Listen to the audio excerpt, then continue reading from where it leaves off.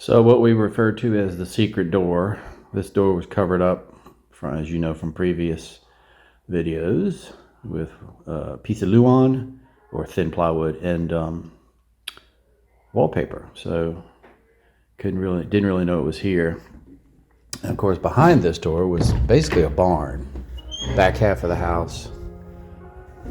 And now, as we come in, new floors, new ceiling joists in this area.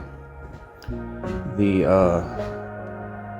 guest bath, still a couple little things to do, but guest bath is for the most part done.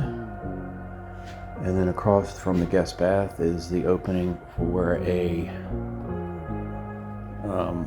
linen closet, towels and toilet paper, storage. And then down to where the old barn door was. Who knows what we're going to do with that. May try to center it, expand it, and put a large window or possibly even a door there. Coming into the guest bedroom, number one. Again, this was probably the roughest area, in as much as it leaked the most. The ceiling joists were rotten. Those are just, you smack them with a hammer and they break in half. Those are the old oak ones. And the thing about the old oak ceiling joists and floor joists here, equivalent to like a 4x4 in size. But even though they look rough, they were still very solid, except for the ones in here. They were really bad. So this whole ceiling above here has all been replaced with treated, something like a 4x6. I can't keep up with the metric dimensions. I just do the best I can. Yeah, so it's railed and insulated behind with a gap allowed between the stone and the insulation. Still don't have a window, but it's in the works. Again, this is just rough in. OSB floor, it's all new. Take that back. About half of this floor was replaced. The floor joists were replaced. They were also in bad shape. Got my walkboard set up. Start doing the taping and mudding. So that's the old built-in that was down in the kitchen. It's got doors to it, of course. And probably going to set that on that wall there, stand it up, straight, and use it as a headboard. We can't find a place for it, so I didn't want to get rid of it, so we can at least use it as a decorative piece. And over here are closets, built-in closets. So I have two here, and that's just we had the bump out for the linen closet on the other side, and I just didn't want to leave dead space, so just said, well, let's get creative and just put like a his and her closet, or I don't know, just two storage spaces over here. Well, this is it. Final rock is hung. We ran out of, that's green board because it ran out of regular. That's the only reason that's there. People are going, why is that one different color? It just ran out the day we were working, and went ahead with that. OSB was at 16 millimeters up. So I did that to give me something to nail the trim to. I'm old school with a brad nailer, tack, just run my trim, my baseboard and my crown and all that. And I don't know how it's going to work with these metal stud walls. And I don't want to have to use a trim screw, so I can glue it and tack it to at least the baseboard. If I do any other type of trim in here, I'll probably have to use trim screws and or glue. So, all right, master suite.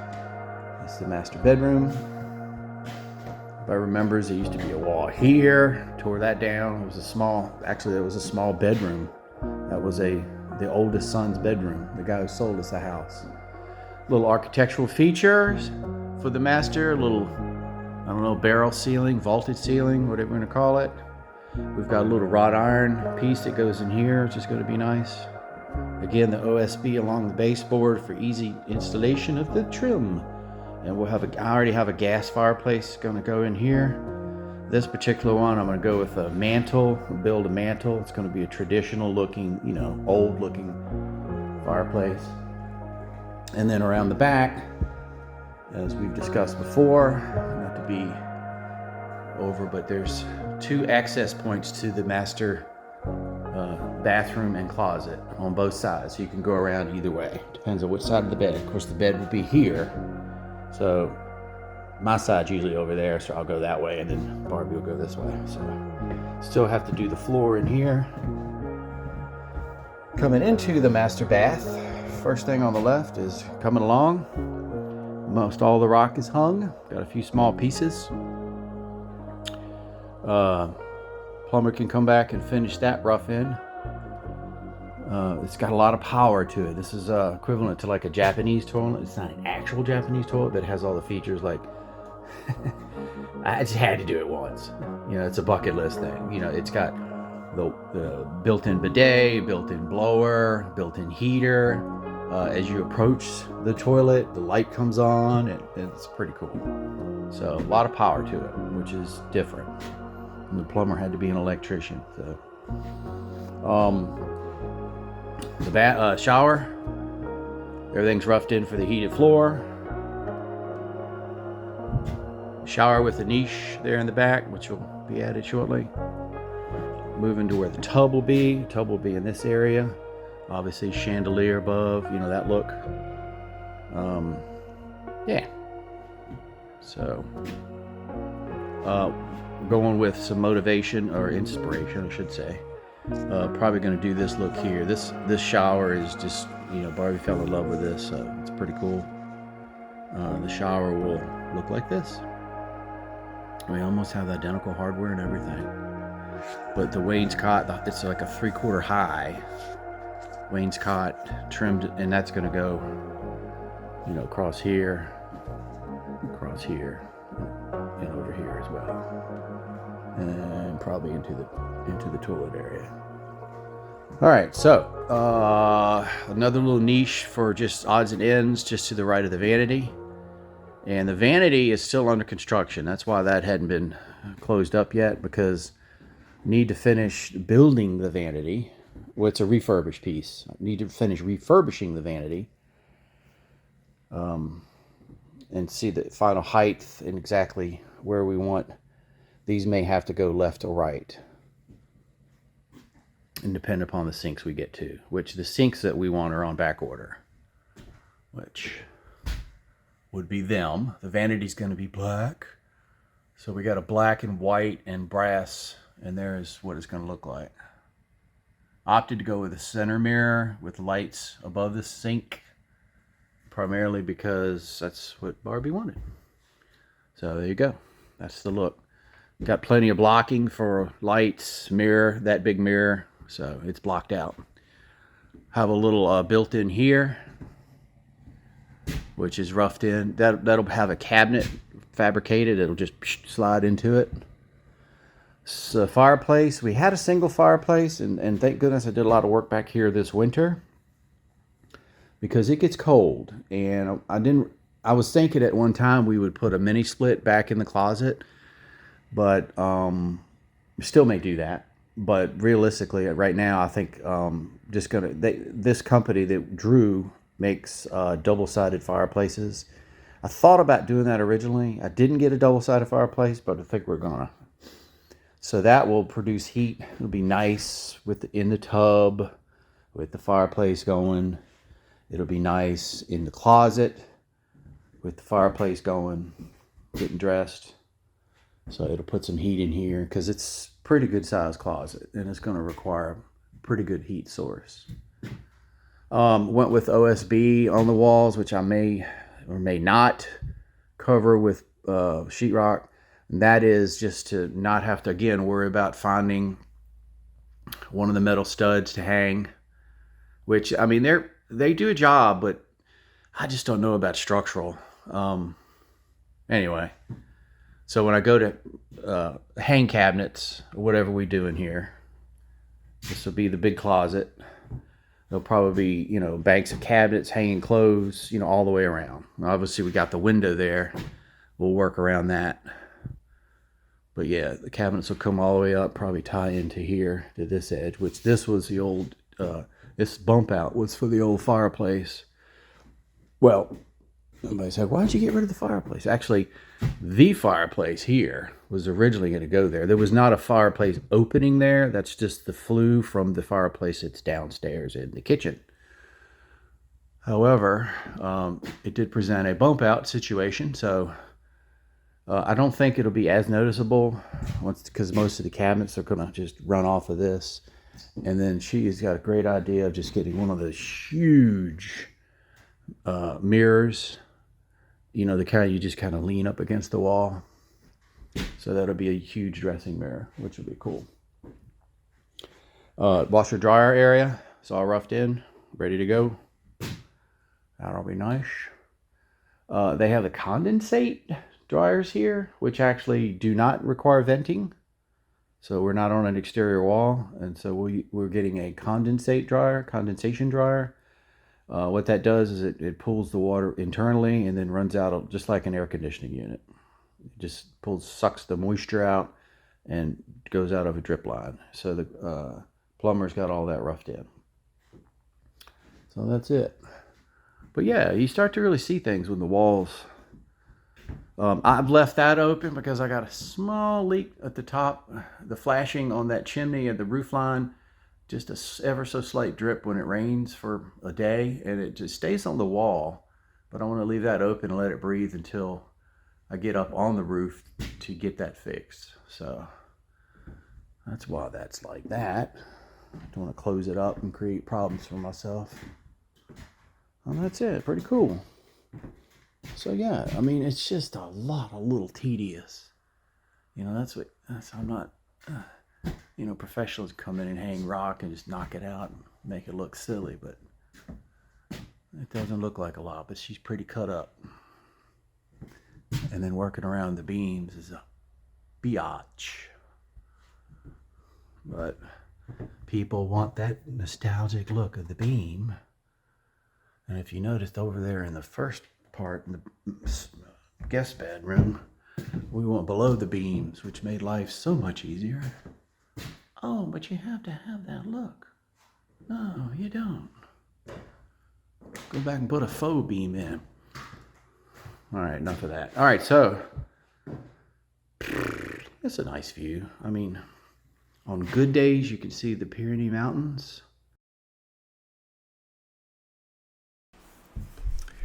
As has become tradition, when we get a project somewhat finished or get to a stopping point or just get tired of working on the house, we plan a little field trip. And this particular field trip, we ran off to the medieval city of Carcassonne. A little information about Carcassonne. It is one of France's most spectacular medieval cities, renowned for its preserved fortified citadel, surrounded by almost 2 miles of double ramparts and 52 towers. The city has been continuously fortified since Roman times and flourished during the Middle Ages as a strategic stronghold between the Atlantic and the Mediterranean. It's really cool, guys. I have to tell you, it's everything growing up. A little boy in me came out when we got inside, or here actually, and then inside, because it's like everything you think about, castles in that period. It's very picturesque. It's well preserved. It's really cool. I'm just going to stop talking here and let you guys enjoy. This isn't a long segment. Bear with us, but we do show some really cool stuff inside. I do want to show here, if you can see the concentric circles that go into the entry there.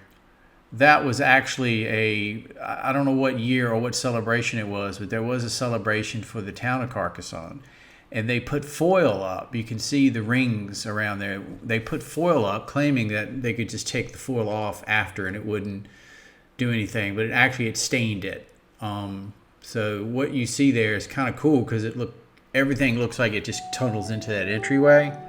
Very artistic, but by the same token, it kind of put a mark, which I'm sure over time will fade away, but I don't think they meant to do that permanently.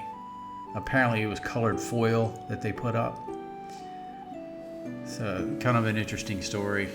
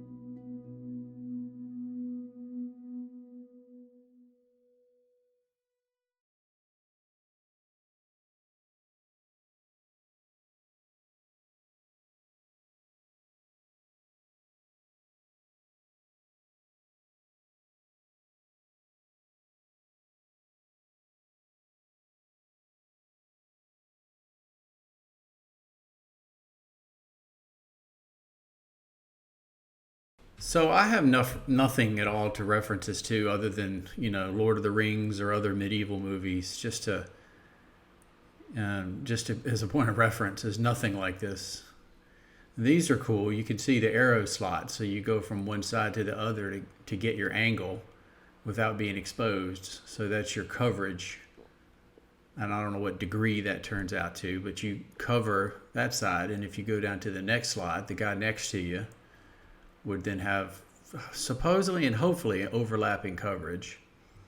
And that keeps you from being exposed. And if you stick your head out here, that's where you catch an arrow in the face. But the arrow slots were pretty cool. Again, just going back to childhood, just boyhood, you just think about this stuff. And ask Barbie, I was geeking out a little bit, running around like a little schoolboy, but it was pretty cool.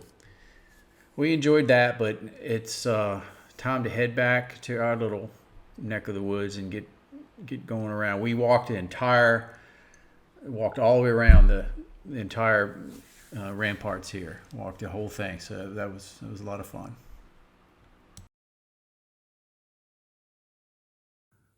Okay. All right, took a break from the plaster work. Got all the taping is first taping is done. The tape is set.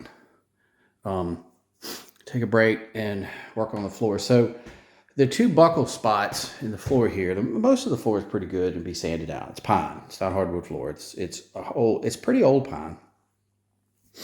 So we call that heartwood pine. It's older, old growth pine. So it's hard. So it's made it tricky because where it buckled, somebody's done some repair work. And what had happened is, I don't know if they were green, but these floor joists are actually oak, and they've warped, and they're not really connected. It looks like they attempted to pop some nails down, toenail some nails down into the beam, which is right below it. This is where the beam downstairs is. And this is kind of what it looked like. So just expansion, contraction, and probably the buckling. Gosh, this doesn't show it quite as much, but it's a pretty big gap. It's loose boards. It's a big gap. There's probably a lot of people that would just maybe fill it or sand it, go with it, call it character. But it's really noticeable. It's not so bad right over there. Oh, there you go. I just stepped on it. You can hear that. And anyway, so it had been attempted to repair. I noticed here where they have cut the tongue out on this side and put some different boards in. And the way they did it was interesting. I already pulled the nails out, but they just nailed nails into the top right here and bent them over. And I guess, and then they just set the board in and stepped on it and pushed it down until it was level. It was that, and I've already tossed them in the trash can here, but these were all laid out underneath too. So that was their shims. Oh, it's new, but all those were laid across there as well. So, and that's new. I did that when I was doing downstairs. A couple of those floor joists are reinforced because they look sketchy. But yeah, so now that I have access to it, you can see clearly here, like there's a 1/4 of an inch drop. That has a 1/4 of an inch drop. You can maybe see how uneven they are. So I'll go through and grind them, and but then it gets interesting. Might be best to show here first the samples. So this piece here is what I bought, the stuff found at the store. I think it's 9mm. The stuff that came up is a little bit thinner. This piece has been split, but well, split on the end here. So you can clearly see it's a little bit smaller. But that's okay. I can rip it where I need the repairs, where I need to groove in or tongue in the boards. But it gets interesting. And you can see this one. So this one, this board, this is all on the same floor. But apparently, because the floor joist dropped over in the corner here, so I can work with these. These are the same thickness, no problem. But where it got weird was over here. That thick board was here. You can see the thickness of that guy. It's much thicker than the other. So what I did to alleviate that here, and I didn't know that. I did not know that these boards were thicker when I purchased these new ones. And my fix across here, it ties in over there. It's just, I found a Luan here. I found a sheet of, I guess it's 1/4 inch Luan. And so I put that down underneath. It's all just set in there. It's just dry fit. I'll glue the Luan down, glue it, screw it. And then I will tack all these in. They're just set in there now, for now, just to see how it looks. And if I can get the patina, get this stained properly. I did sand it lightly a little bit. I don't think, because this is at one section all by itself, and they are wider, but hopefully it won't notice it once it's all the same color. It'll just flow right into that. Because I could rip every one of these down to the 8 3/4 inches. They're just leaving at 9. So I don't think it'll be noticed. Because, in fact, you come over here, some of these, I think it's closer to here. I guess it's just been repairs over the years. And it's tough when it's tongue and groove, because you have to cut the groove off to get it out, or cut the board. Actually cut it twice down the middle, pop the middle out, and then take the tongue and the groove out. That's how you do that. But I'm trying to save these old boards, so I'm trying to get them out without breaking the tongues off and without cutting them. And I managed to do that. So anyway, that's where we're at. I'm gonna probably go with this here, meaning I'll probably break the, you're not supposed to do 2 breaks beside each other, but this will be by the nightstand. I guess I could bring it up here and cut it somewhere here, or break it on this one. When I say break, I mean break it on that floor joist right there. So it'll be there, but I want to I have to run the Luan underneath it as a shim to bring it up. Because right now we're that's perfect. With that Luan underneath it, it gets the thickness of this honker board. But what's interesting is I don't see where, unless it was sanded down and you can't tell, but these are thicker boards, but when did they transition back to the thinner ones? It's interesting. I mean, these here, by the time you get over here, these are the thinner ones. That's the thinner board. Oh man, it's hilarious. Whoa, just a thicker board will work. A lot of shims, a lot of packers, as the English call them. A lot of construction adhesive.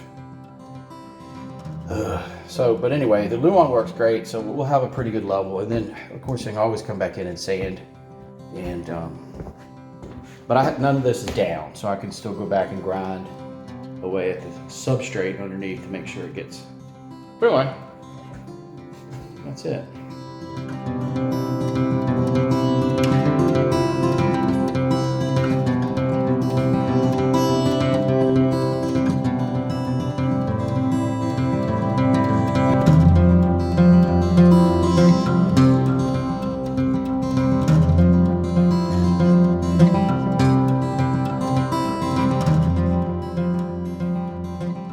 So let's just talk about progress. Obviously the master suite, we are what we call level 3 on the mud. Still no sanding, just scraping in between, and pretty good.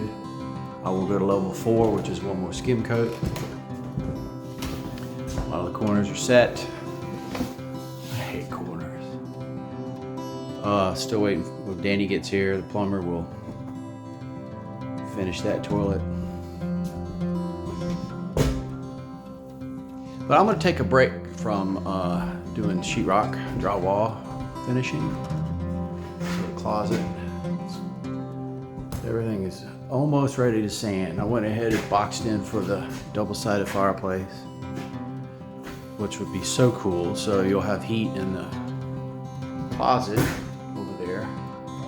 So you have a flame on both sides. And then this will be obviously the bathroom. Bathtub there under the window. Vanity goes there.